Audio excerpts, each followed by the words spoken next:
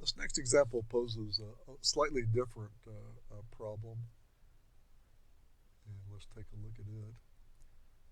Here I've got three light bulbs connected across a 36-volt battery that has an internal resistance of 1 ohm, as shown in the figure here.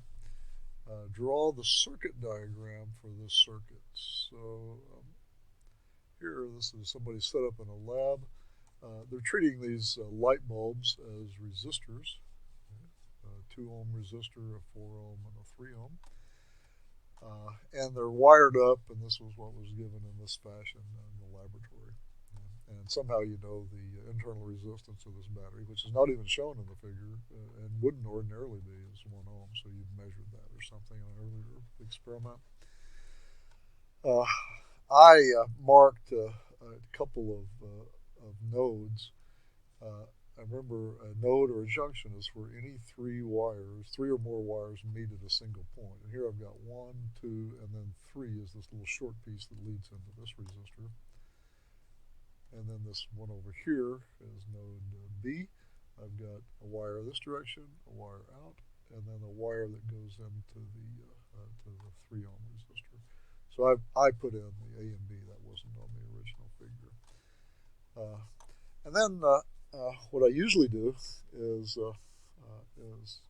start with the battery and go to the shortest route that I possibly can to get back to the battery. And so the way I would draw this would be the battery. I'll draw it here in a second, or pull down to the figure. I come to A, and then I go this is just a wire to this lamp, goes through this lamp to B, and then comes back around. And when I did that, it's a little difficult here visually, but here's the battery, 1 ohm, 36 volts, internal resistance. So the two terminals are this end and that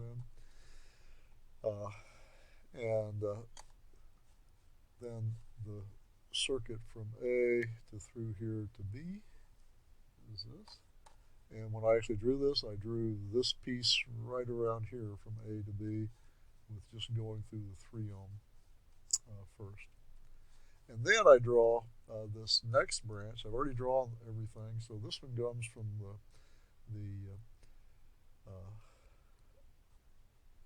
from A. I go to A. I go through the 2 ohm resistor, so through the 2 ohm, and then through the 4 ohm, and then through the 4 ohm, and then I connect that back up at B. So that's this branch from A to B has 2 resistors in it, 2 light bulbs, and the branch from A to B across this front path only has 1 resistor in it, the 3 ohm. And when we've done that, we have the circuit diagram for the circuit. Well, I think I'll save till next time the analysis of it, but that's the circuit diagram. And again, probably half the time you've got a circuit and you need to diagram it, and the other half the time you're given the diagram and you have to wire it up correctly.